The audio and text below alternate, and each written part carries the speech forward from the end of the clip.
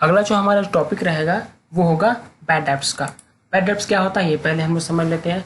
Bad debts जो रहता है, अगर किसी पर्सन को क्रेडिट में या उधार में हम संपत्ति या माल को बेचते हैं और किसी भी रीज़न से वो पर्सन हमको वो पैसा नहीं देता है या आधा देता है या कुछ उसका पार्ट ही देता है, जिससे हमारा कुछ पैसा या पूरा पैसा डूब जाता है, तो उसको बोलते हैं बैड डेब्ट्स। इसके कुछ रीजंस भी होते हैं, जैसे कोई पार्टी जो है इंसॉल्वेंट हो गया, मतलब दिवालिया हो गया, मतलब उसका जो जितना एसेट्स था उसके लायबिलिटी से कम हो गया, या उसका जो लायबिलिटी है वो एसेट्स ज़्यादा हो गया। अब वो किसी भी तरह से किसी भी पर्सन को जिसका उसको पैसा देना है वो नहीं दे पाएगा, तो उस कंडीशन में हमारा पैसा डूब जाता है। दूसरा जो रहता है, उस पर्सन का मानसिक संतुलन सही नहीं रहता या फिर पागल हो जाता है किसी भी रीज़न से, तो उस कंडीशन पे भी हमारा पैसा डूबा ही माना जाता है। और अगर किसी पार्टी से हमको पैसा लेना है, उस पार्टी की किसी भी रीज़न से डेथ हो जाता है एक्सीडेंटली या फिर किसी भी रीज़न से, तो इस कंडीशन में क्या होता है, हमारा पैसा डूब जाता है। तो इसको हमको बोलते हैं बैड डेब्ट्स बोलते हैं। यहाँ पे मैंने कुछ एग्जांपल्स दिए हैं। सुरेश को 50,000 रुपये का मैंने माल बेचा था, अब उससे मुझे कोई राशि प्राप्त नहीं हुआ। ठीक है, तो देखिए सर, सुरेश को हम जब माल बेचेंगे तो उसका एंट्री क्या होता है वो सबसे पहले हम लोग यहाँ पे देख लेते हैं। मैं आपको एंट्री करके दिखा देता हूँ।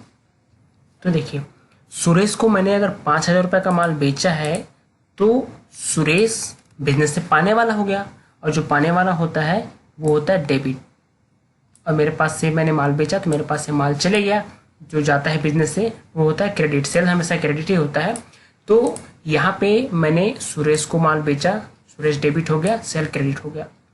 अब सुरेश से मुझे कोई पैसा नहीं मिला, सुरेश से मेरा जो पैसा लेना था वो मेरा पूरा डूब गया। तो मैंने जब सुरेश को डेबिट किया था, अब यहाँ पे जस्ट अपोजिट कर दूंगा, मतलब सुरेश को मैं क्या कर दूंगा, क्रेडिट कर दूंगा। और अगर मेरा पैसा मुझे मिल जाता तो यहाँ पे डेबिट करता, क्योंकि कैश मेरे पास जो आता है वो डेबिट होता है, लेकिन यहाँ पे मेरे पास कैश नहीं आया, कैश की जगह पे मुझे लॉस हो गया। तो जो लॉस होता है वो भी हमारा डेबिट ही होता है। बैड डेब्ट्स एक तरह से हमारा लॉस को शो कर रहा है, तो इसीलिए मैंने यहाँ पे बैड डेब्ट्स को डेबिट कर दिया। यहाँ पे भी मैंने वही एग्जांपल दिया है, सुरेश को 5,000 रुपये का माल बेचा था, उनसे कोई राशि मुझे नहीं मिला, तो यहाँ पे देखिए बैड डेब्ट्स को मैंने क्या कर दिया, डेबिट कर दिया। ठीक है, 5,000 रुपये मेरे क्या हो गया, डेबिट हो गया। और सुरेश जो है वो क्रेडिट हो गया, बिकॉज मुझे सुरेश से कोई पैसा नहीं मिला। अब अशोक को 10,000 रुपये का माल मैंने बेचा था, जिसमें से 8,000 रुपये मिला, मतलब उसमें से कुछ पार्ट मुझे मिला है, बाकी पैसा तो नहीं मिला है, कुछ पार्ट ही मिला है। 10,000 रुपये में से 8,000 रुपये मुझे मिला, 2,000 रुपये मेरा डूब गया।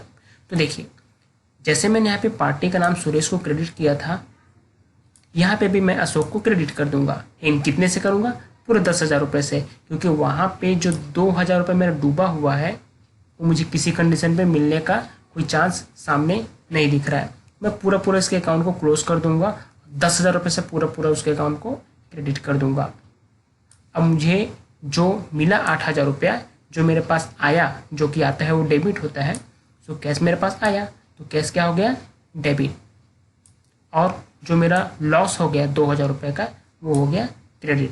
तो इस तरह से जो टोटल जो डेबिट का अमाउंट था 8 और 2 10,000 रुपया मैंने डेबिट कर दिया, और जो क्रेडिट का अमाउंट था अशोक, उसको भी मैंने 10,000 कर दिया। तो इस तरह से डेबिट इक्वल टू क्रेडिट यहाँ पे हो जाता है।